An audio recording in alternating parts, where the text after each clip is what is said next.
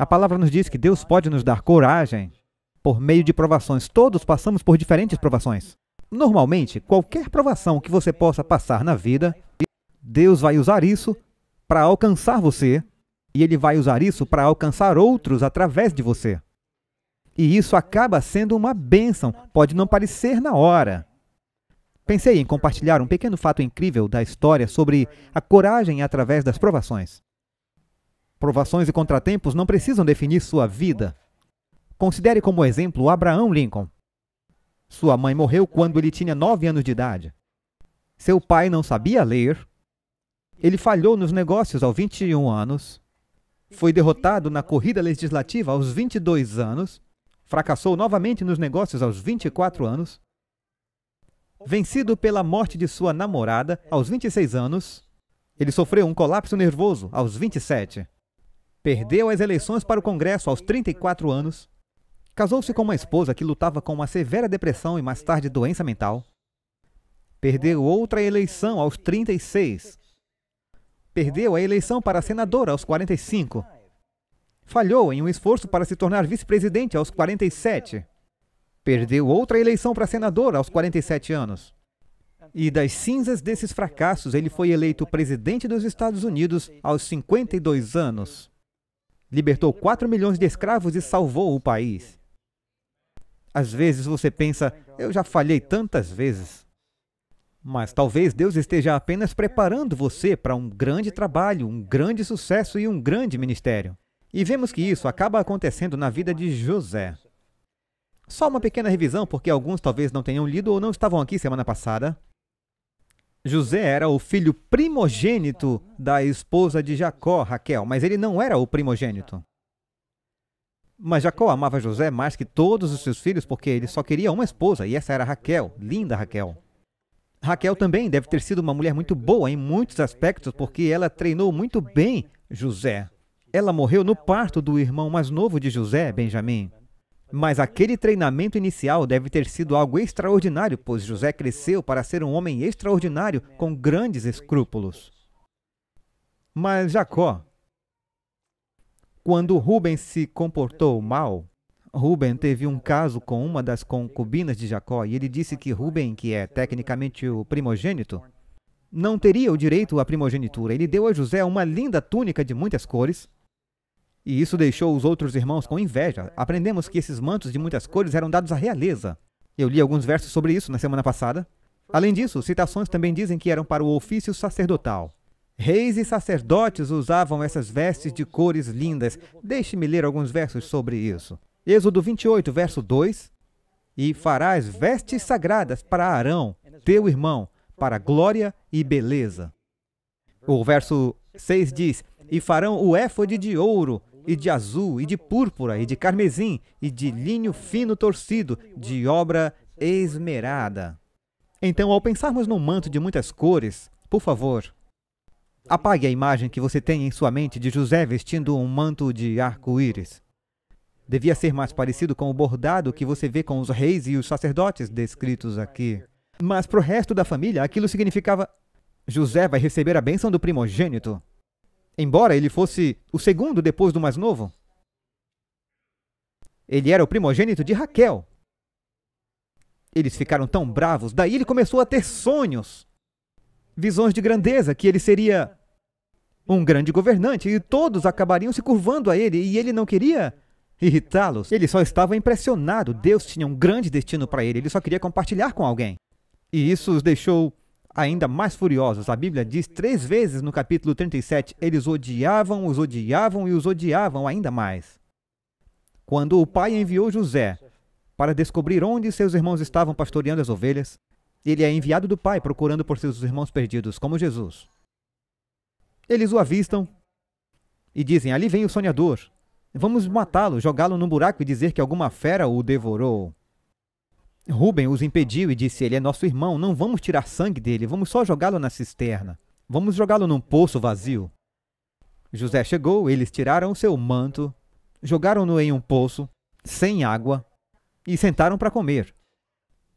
E então, Judá viu uma caravana de comerciantes ismaelitas levando bálsamo e mirra para o Egito. E ele disse, Ei, por que não ganhar um pouco de dinheiro? Vamos vendê-lo como escravo, tirá-lo da cidade. Ninguém nunca mais ouvirá falar dele no Egito. Não existia internet nem Facebook, então ele pensou, ele vai desaparecer. Então eles venderam José pelo preço de um escravo por 20 moedas de prata. Provavelmente os ismaelitas o levaram para o Egito e o venderam por 30 para ter lucro.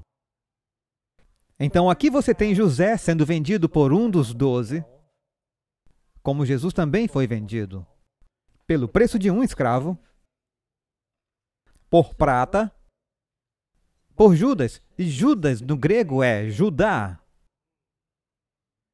E quando Jesus era jovem, alguns homens sábios vieram trazendo bálsamo e mirra. E aquele dinheiro foi usado por seu pai para levar José para o Egito. Há tantas analogias.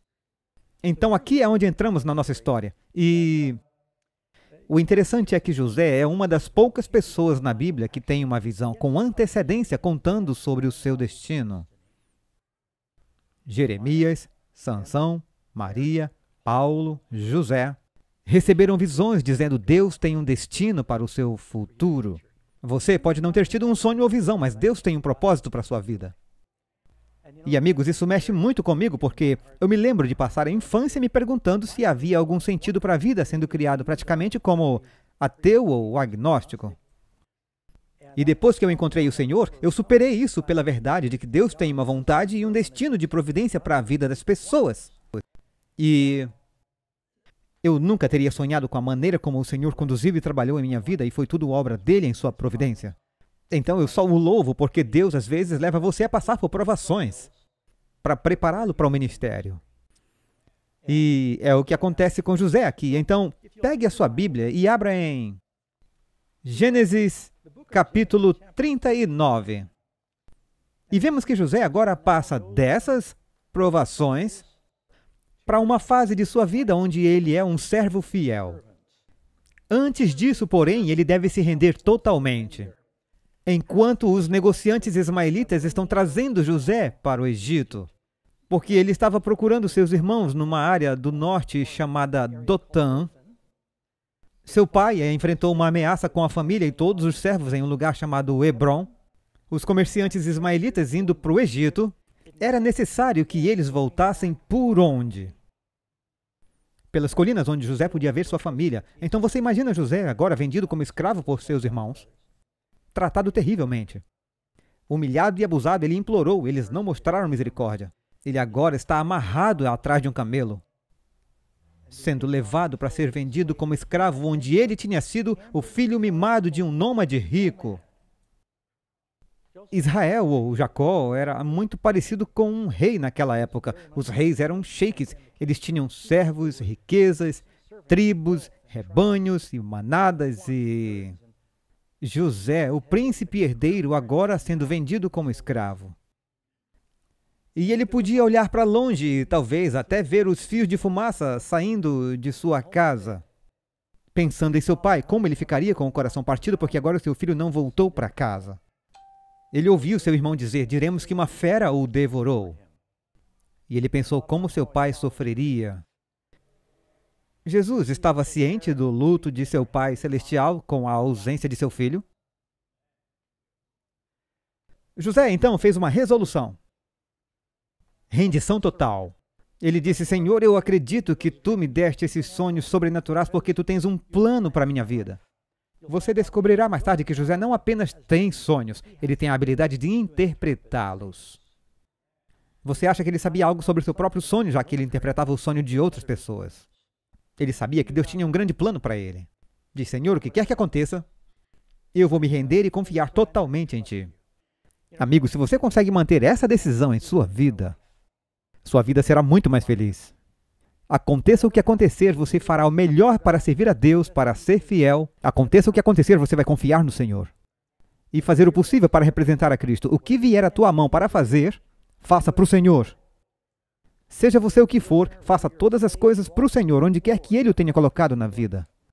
Há uma citação que, na verdade, eu li ontem à noite, daquele lindo clássico chamado Patriarcas e Profetas, que trata dos primeiros dias na Bíblia, no Antigo Testamento, falando sobre José quando ele foi vendido.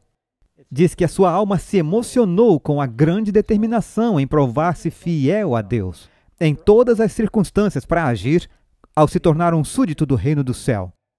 Ele serviria ao Senhor com um coração não dividido. Enfrentaria provações com sua sorte, com coragem e cumpriria todos os deveres com fidelidade. A experiência de um dia tinha sido o ponto de virada na vida de José.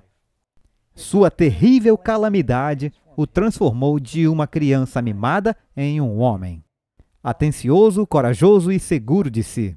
Ele teve uma experiência radical de despertamento. Às vezes, as pessoas dizem que tiveram que passar pela experiência de Jesus. E José, percebendo que ele estava indo para o Egito, e ele disse, tudo bem, eu vou estar em circunstâncias totalmente estranhas e o único que eu conheço, que sempre está comigo, é Deus. E ele então se submeteu a Deus.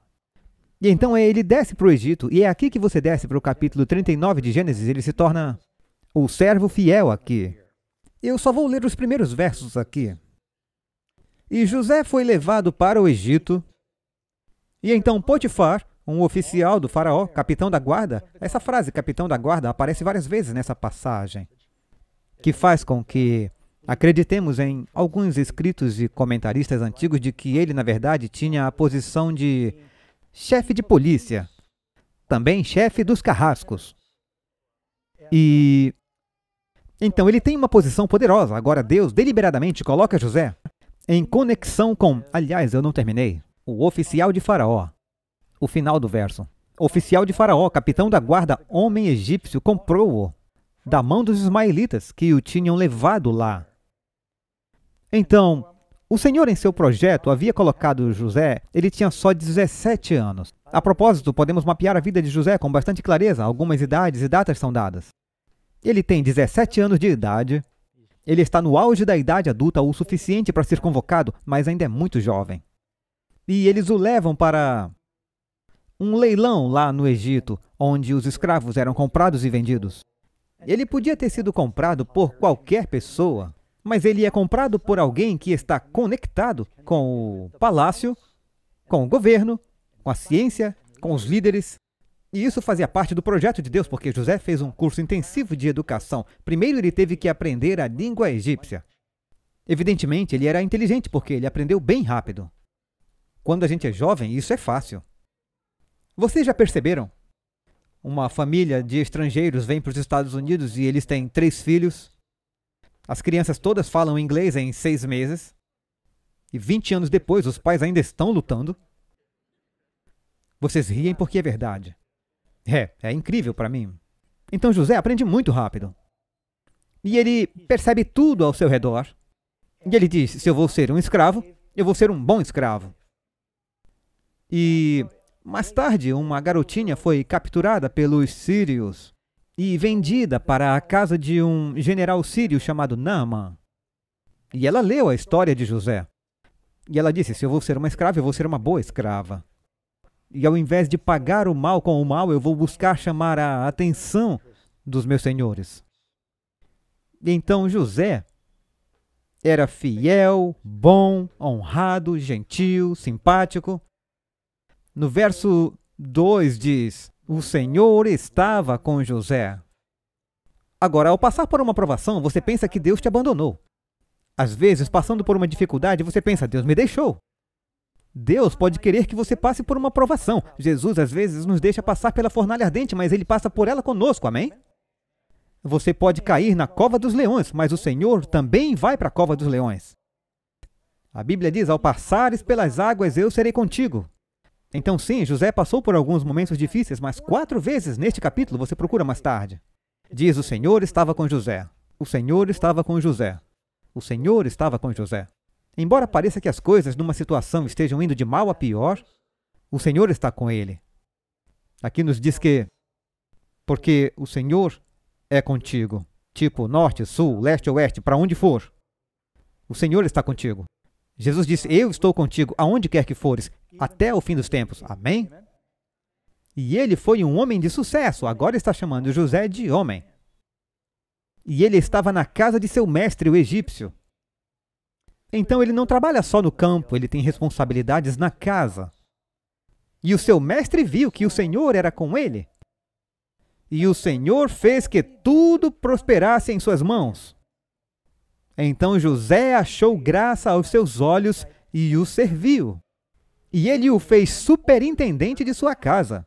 E tudo o que possuía ele colocou sob sua autoridade. Agora, isso não aconteceu em um dia. Na verdade, estamos lendo um período de cerca de 10 anos nesta passagem. Ele chega, aprende a língua, é fiel nas pequenas coisas, lhe dão mais para fazer, ele é fiel naquilo, lhe dão ainda mais. O mestre diz, este jovem é muito perspicaz, ele tem ótimas atitudes. E tudo que eu dou a ele, tem algumas pessoas que você dá algo para elas fazerem. E dizem, se você quer fazer algo, dê para uma pessoa ocupada. Porque geralmente são eles que fazem as coisas. E José era perspicaz? Seu pai o ensinou a ler. E provavelmente também aprendeu a ler hieróglifos ou o que quer que os egípcios tivessem naquela época. E ele está aprendendo matemática, ciências. Eu acho que ele queria expandir sua educação. Conversando com os outros servos que trabalhavam no palácio, o mestre às vezes mandava José ao mercado para comprar coisas, pois podia confiar nele. E em seu intercâmbio com os servos e outros funcionários, ele fazia perguntas, está aprendendo coisas, e ele está enchendo a sua mente e quer aprender tudo o que pode para preparar-se para o destino de Deus para ele. Acho que essa é uma lição importante, nós devemos fazer o que pudermos para aprender o que pudermos. Você leva a sua educação terrena com você para o céu. A educação começa aqui e vai para a eternidade. Então, ele está aprendendo. E aqui diz que o mestre o fez superintendente de tudo e pôs tudo sob sua autoridade. Foi desde então que ele o fez superintendente de sua casa e de tudo que tinha. O Senhor abençoou a casa do egípcio por causa de José. E a bênção do Senhor estava em tudo o que ele tinha, na casa e no campo. Seu mestre também tinha algumas colheitas, tudo nas suas mãos. Então José sabia um pouco de agricultura também. E todos os campos de Potifar foram postos sob a autoridade de José. Então ele aprendeu sobre administrar fazendas e campos, o que ajudaria a salvar o mundo mais tarde. Isso é importante. E tudo foi abençoado por amor de José, verso 6. E assim ele deixou tudo o que tinha nas mãos de José. Ele não sabia o que não tinha, a não ser o pão que comia. Agora uma pausa aqui. A Bíblia nos diz que se recebemos alguma bênção, somos abençoados por amor de Jesus. E você lembra da bênção que Deus deu a Abraão em Gênesis capítulo 12? Diz, de bênçãos te abençoarei. Abençoarei aqueles que te abençoarem e amaldiçoarei aqueles que te amaldiçoarem. Deus repete essa bênção através de Isaac para Jacó. Agora vemos isso vívido, que quem é bom para José é abençoado. 2 pontos importantes. Eu acho que podemos ver Jesus, primeiro de tudo, diz que o Senhor abençoou por causa de José. Quando oramos para que Deus nos abençoe por nossa causa ou que Deus nos abençoe por causa de Cristo? O Senhor estava com José. Deus honrará os pedidos que fizermos em nome de Jesus. Somos abençoados em nome de Cristo. E a Bíblia diz que os que nos abençoarem serão abençoados. Esse é só um princípio para lembrarmos. Havia poder no nome de José em sua conexão com Deus. Agora, eu acho que uma das razões pelas quais Potifar respeitava José é que José, sem dúvida, está no Egito. E se você já viu alguma foto do Egito, há estátuas. Na verdade, é aqui que você tem a ideia de estátuas colossais. Colosso, na verdade, é uma grande estátua. O Colosso de Rhodes, mas a palavra colossal, quando você pensa na esfinge, nas pirâmides, nos grandes templos dos deuses que eles têm no Egito, eu estive lá, no Cairo. Eu estive dentro das pirâmides e, amigos, no tempo de José, as grandes pirâmides já estavam lá. E José viveu 1.700 anos antes de Cristo. Mais que isso. Provavelmente 1.800 anos antes de Cristo. Então, o Egito era magnífico durante esse tempo. Não havia areia e escombros em todo lugar. Era a cidade mais civilizada e bem administrada do mundo. Eles tinham abundância de colheitas, eram o centro da civilização, e parte da razão para isso é o clima lá ao redor do Cairo. É um dos climas ideais para a agricultura e para o crescimento de uma civilização. Civilizações nômades normalmente não crescem e constroem grandes edifícios e fazem muita ciência e educação. Mas quando se tem uma civilização por um rio, onde se cultiva e se tem comida em excesso, pois é possível irrigação, eles têm mais tempo livre para estudar, para as ciências, a educação, e as civilizações parecem crescer, como na Mesopotâmia, pelo Eufrates, e outras grandes cidades. Então, o Egito estava florescendo por causa disso. Muito disso dependia do rio. Então, José agora está no Egito durante o seu zênite. Deus o está abençoando, e ele pensa, as coisas estão melhorando. Eu fui vendido como escravo, mas agora eu estou logo abaixo de Potifar em autoridade.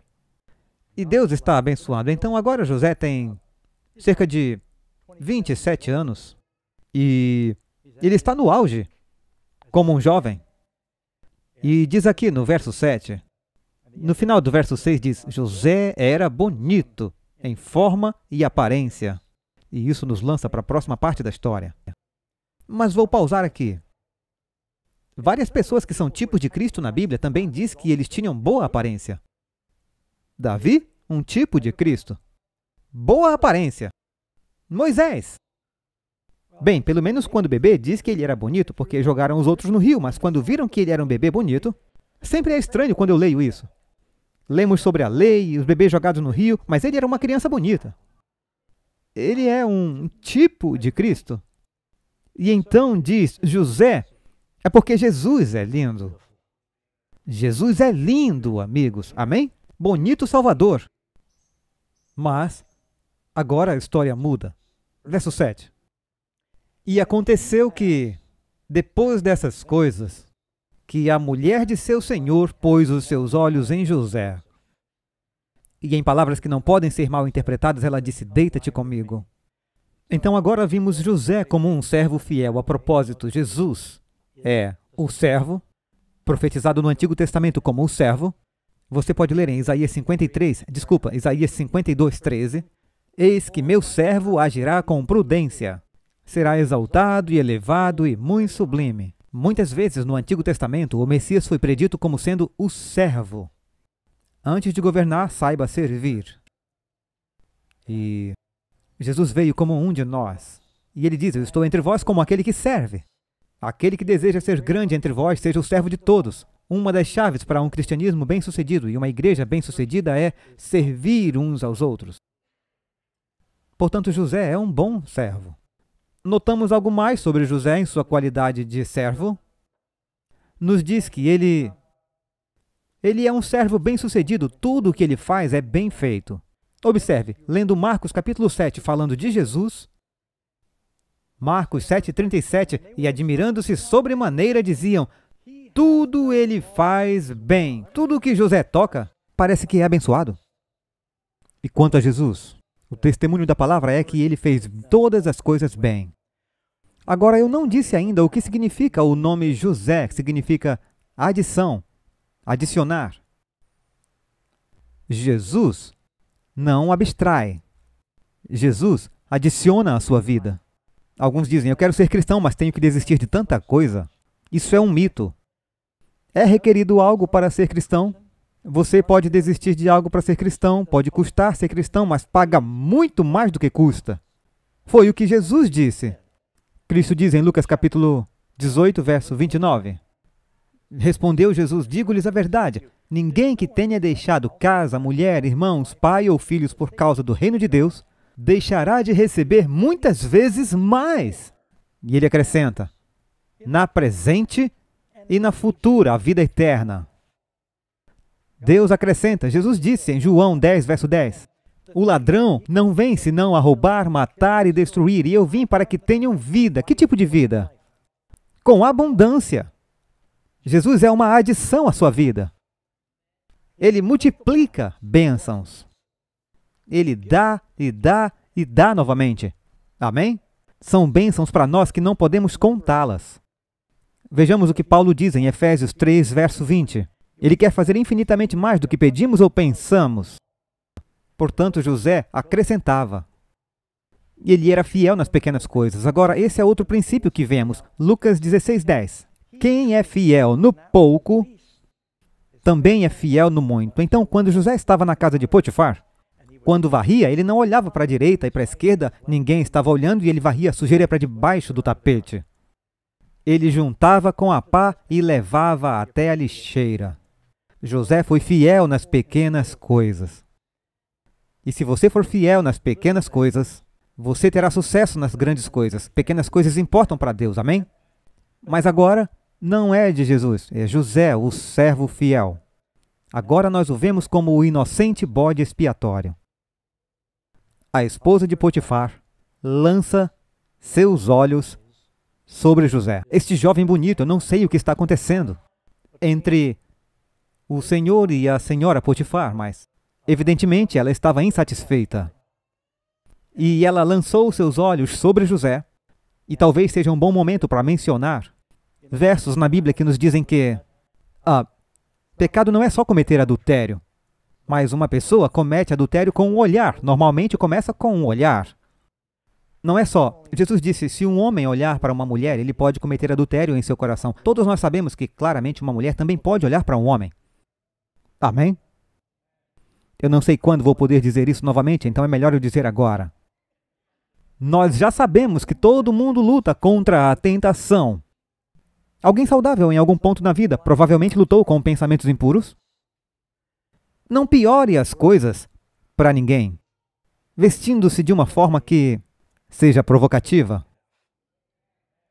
Eu suspeito que a senhora Potifar, quando José estava em casa e seu marido estava viajando a negócios, e ela lançou seus olhos sobre José, que ela estava andando com roupas minúsculas e tenta seduzi-lo. Não venha para a igreja assim, não devemos jamais aparecer assim, em público. Você é casado há um tempo para ficar assim.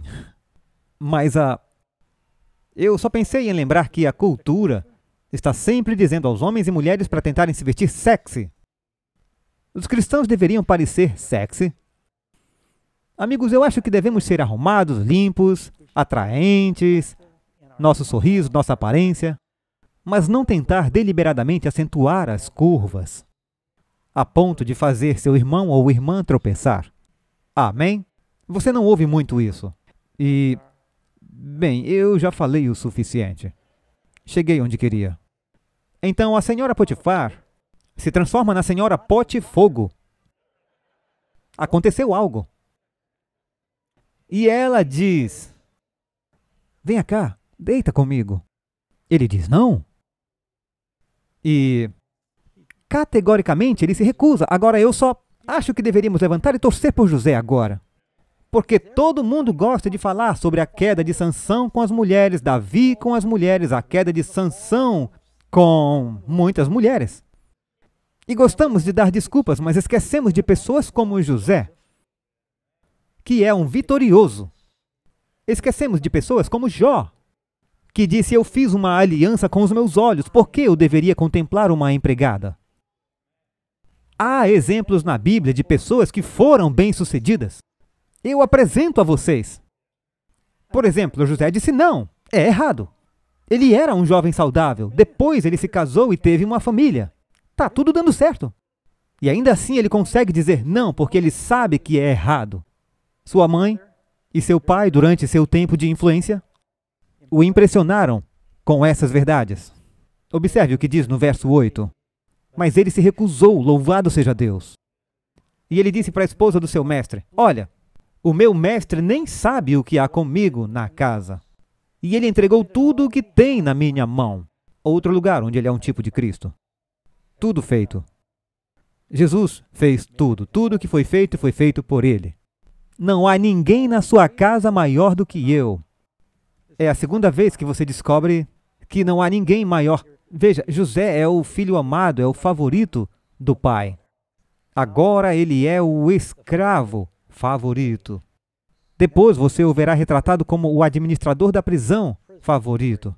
E finalmente ele se torna o segundo depois do rei. José é o tipo de Cristo, e Cristo só se submete à autoridade do Pai. Pelo menos em sua revelação terrena, ele sempre diz, o Pai é maior do que eu. Então ele diz, ninguém é maior do que eu. E José então diz, ele nada me negou, a não ser a senhora, porque é a mulher dele. Como poderia eu, então, cometer algo tão perverso e pecar contra Deus? Agora uma pergunta.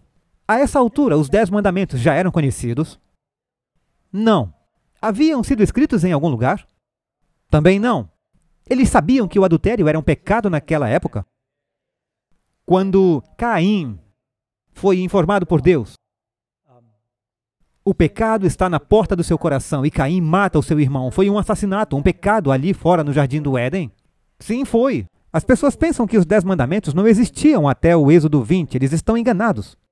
A Bíblia diz, Abraão, que viveu antes de Moisés, guardou minhas leis, meus estatutos, meus mandamentos, meus julgamentos. Deus sempre teve a sua lei.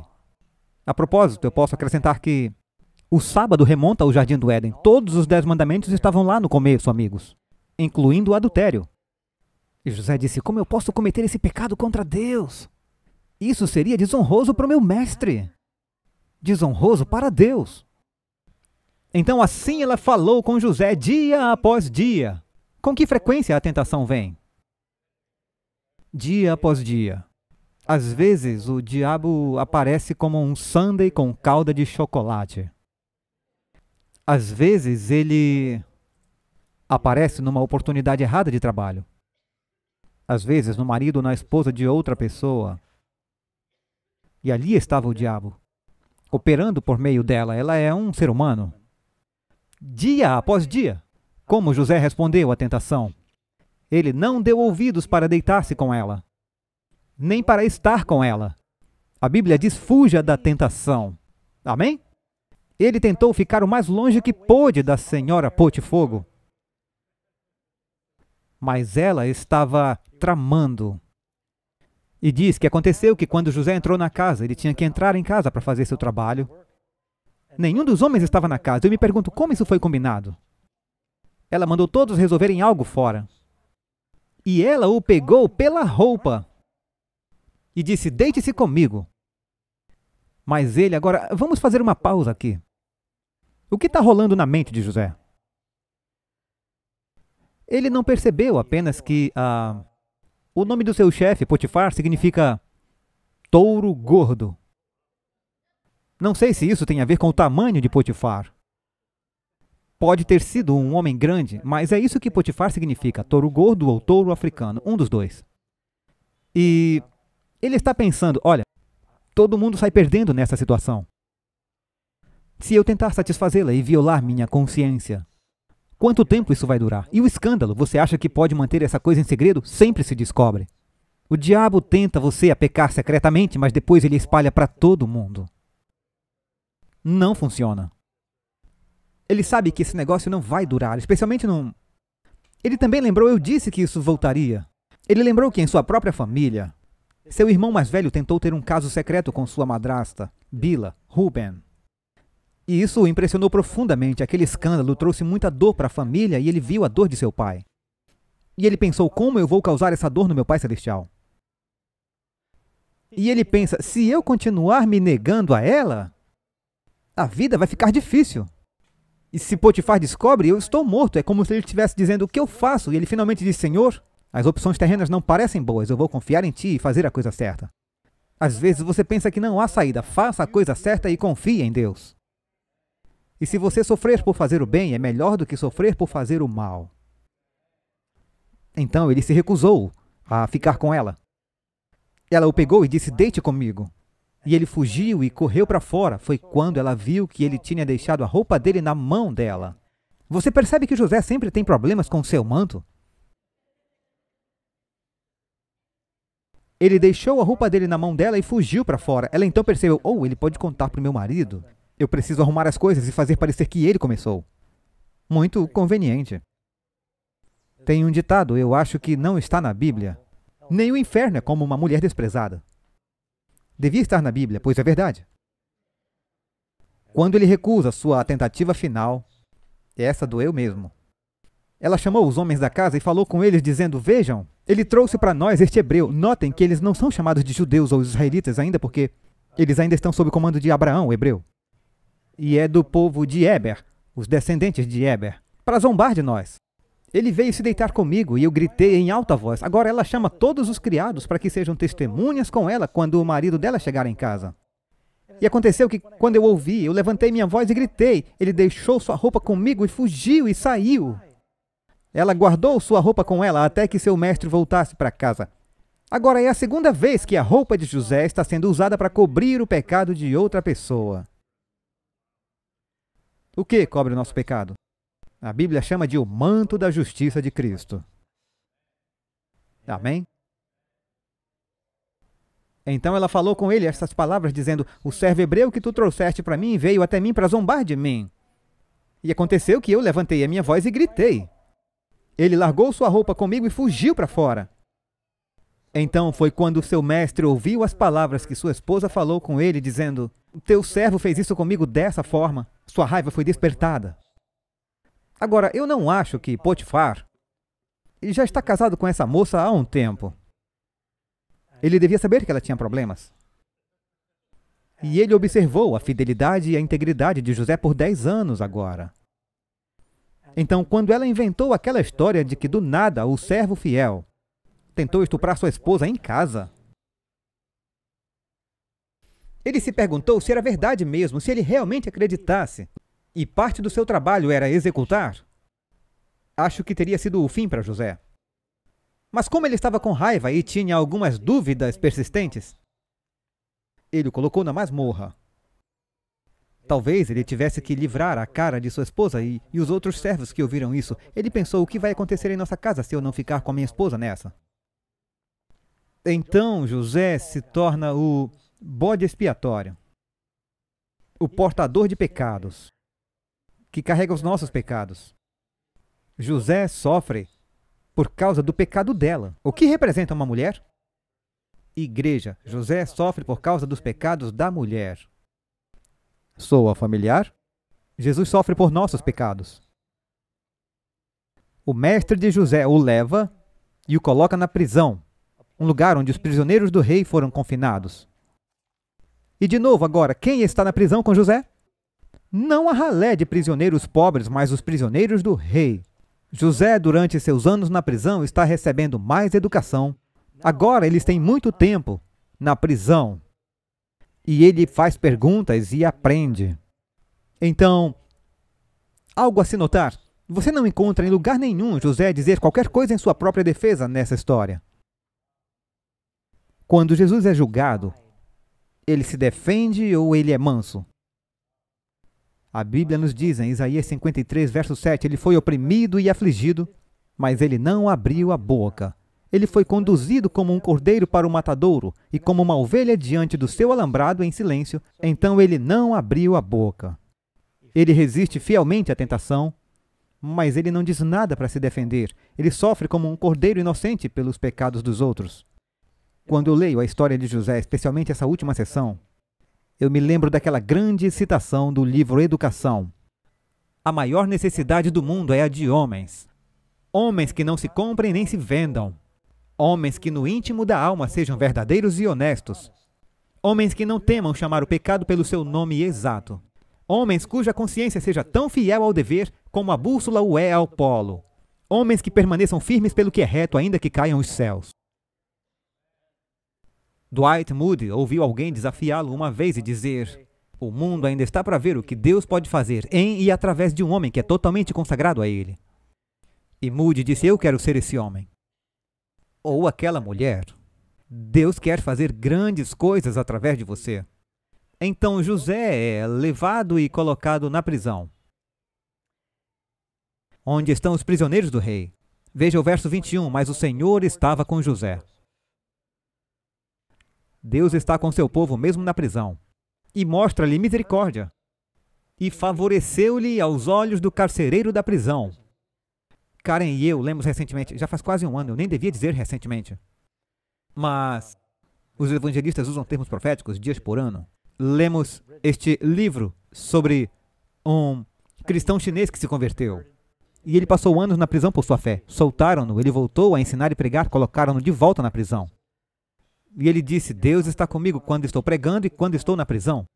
Ele olhou para a história de José e foi encorajado por isso. A propósito, depois de anos de tortura na prisão, ele está livre agora na Europa. E ele ainda está pregando o Evangelho. Pode chegar o dia novamente, amigos, quando seremos presos por nossa fé. Está ficando fácil acreditar nisso, não? Com o passar do tempo. E nos diz, e o guardião da prisão diz que Deus lhe favoreceu aos olhos do carcereiro da prisão. E o carcereiro da prisão entregou nas mãos de José todos os prisioneiros que estavam na prisão. O que quer que eles fizessem era obra dele.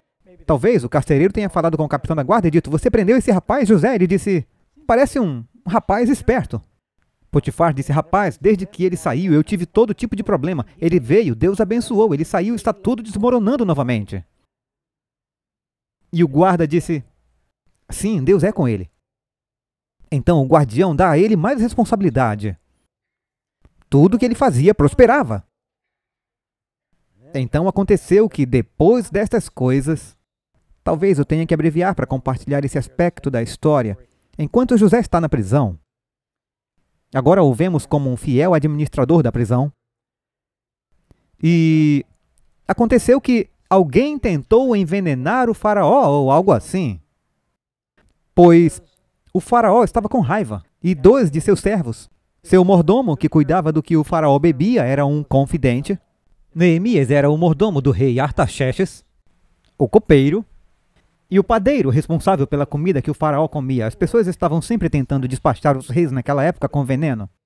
Então, antes de comer qualquer coisa, eles tinham pessoas que eles tinham que confiar, que cuidava da comida. Talvez o faraó tenha ficado doente. Alguém tentou me envenenar. Eu não sei se foi que eu comi ou bebi. Então ele põe o padeiro e o mordomo na cadeia. E enquanto eles estão presos, José cuida deles. Eles estão esperando um julgamento ou algo assim, e eles têm sonhos nítidos. Numa manhã, José se levanta e pergunta, qual o problema? Nós tivemos uns sonhos, eles parecem sobrenaturais, nós não sabemos o que significa. E José disse, bem, me conte o seu sonho. Deus pode me revelar. O mordomo disse, bem, eu tive um sonho, eu estava espremendo uvas, eu estou resumindo isso. Espremendo uvas e havia 3 videiras e eu espremia uvas no copo do faraó. E José disse, em 3 dias você será restaurado à sua posição. E ele disse, quando a sua posição for restaurada com o faraó, por favor, apele por mim. Eu fui sequestrado de casa e eu não fiz nada de errado e estou definhando aqui. Sim, com certeza, eu vou lembrar de você. E o padeiro disse, foi uma boa interpretação, eu também tive um sonho. E eu estava carregando várias comidas na minha cabeça e eu tinha 3 cestas. Os corvos vieram e comeram a comida das cestas. O que significam esses sonhos? José disse, me desculpa, mas em 3 dias você será enforcado em uma árvore. 3 dias depois, o faraó faz aniversário. E ele restaura o mordomo de volta ao seu trabalho. E o padeiro, eu acho que eles descobrem que o padeiro tentou envenenar o faraó ou houve alguma intriga. Ele é morto e pendurado numa árvore. Agora, era Jesus na cruz? Quer dizer, essa foi a pior prisão, a de Cristo, ser preso e algemado numa cruz. Na cruz ele está ladeado por 2. E um vive e o outro não. O que José diz, lembre de mim. O que o ladrão diz para Jesus, lembre de mim, quando entrares no teu reino. É interessante também que o outro, o padeiro que está preso com José, diz que no aniversário de Faraó, ele menciona esse evento, ele perde sua cabeça. Na Bíblia, João Batista, que é o tipo de Cristo, perde a cabeça no aniversário de Herodes. Só para comparar toda a história do Evangelho envolvida aí. E agora, 2 anos se passam. E diz que eles não lembraram de José. Mas agora o faraó tem sonhos. Ele não consegue dormir. E ele tem 2 sonhos nítidos, um com 7 vacas gordas e vigorosas pastando pelo Nilo. E então em seu sonho 7 vacas magras aparecem. Daí ele sonha com 7 grãos gordos que saem da terra, cheios de espigas, e 7 espigas magras sobem, e as vacas magras e as espigas magras devoram as gordas, mas não engordam. O faraó sabe que é um sonho sobrenatural, perturba-o e o acorda 2 vezes. Convoca os sábios e os astrólogos para contar-lhe o significado do sonho. Eles ouvem e ficam totalmente confusos, eles não sabem o que isso significa. O mordomo está ali ouvindo tudo e ele diz ao faraó, posso fazer um comentário? Majestade, Hoje eu me lembrei dos meus erros. Eu estava na prisão com um hebreu e o padeiro e eu tive sonhos e ele interpretou nossos sonhos e aconteceu exatamente como ele disse. O faraó está desesperado por uma resposta agora. A prisão real não fica longe dali. Ele diz, tragam-no. Então agora José muda de roupa novamente. Porque você não pode ir na presença do rei como um prisioneiro. Ele tira seus trapos e José veste roupas limpas e vem. E o faraó, eu ouvi dizer que você interpreta sonhos? Humildemente ele diz que as interpretações pertencem ao Senhor, assim como Daniel disse a Nabucodonosor. E ele relata o seu sonho a José. E ele disse também ao faraó o que está prestes a acontecer. Aquelas 7 vacas gordas representam 7 anos de fartura. 7 espigas gordas são 7 anos de fartura. O sonho é dado a 2 vezes no depoimento de 2 testemunhas, esta verdade é estabelecida. 2 visões diferentes em um sonho. A propósito, isso é profecia. Muitas vezes Deus nos diz uma verdade com diferentes profecias e imagens. Muito importante. Então ele diz, as 7 vacas magras e as 7 espigas de milho, magras e murchas. 7 anos de fome estão chegando após 7 anos de abundância. Deus está mostrando ao faraó o que ele está prestes a fazer. Haverá 7 anos de incrível abundância, 7 anos de fome terrível. Você não me pediu, mas eu te aconselho a encontrar alguém discreto em quem você possa confiar. Coloque sobre a terra, separada durante os anos de abundância, para sustentar o país durante os anos de fome. Deus está mostrando ao faraó que ele pode ser um salvador. O faraó, seus sábios e toda a sua corte estão ali ouvindo o rapaz e olhando para ele. E o faraó diz a José, você não se importa de sair da sala só por um minuto? E ele pergunta ao mordomo, o que você tem a dizer sobre esse jovem? Ele estava no comando da prisão e tudo que ele fazia prosperava. Agora ele chama Potifar. O que você me diz sobre ele? Tudo que ele tocou foi abençoado. Eu não tenho certeza, mas eu acho que a minha esposa o acusou falsamente. Ele é um bom homem. E todos ficam impressionados. Ele traz José de volta e diz, tanto quanto Deus te revelou isso, claramente, você está cheio do Espírito. O que a palavra Cristo significa? Ungido com o Espírito. Então o faraó diz, eu vou colocar você sobre... Agora estou no capítulo 41. José muda de roupa e o faraó diz, eu vou colocá-lo sobre toda a terra. E nada do que for feito em todo o país será feito sem você. Capítulo 41, verso 38. Acharíamos um homem como este em quem haja o Espírito de Deus? Ele diz, você estará sobre a minha casa, e todo o meu povo será governado de acordo com a sua palavra. Qual um nome para Jesus? A palavra se fez carne. Deus quer que toda a igreja seja governada por sua palavra, amém? Ninguém é tão sábio quanto você.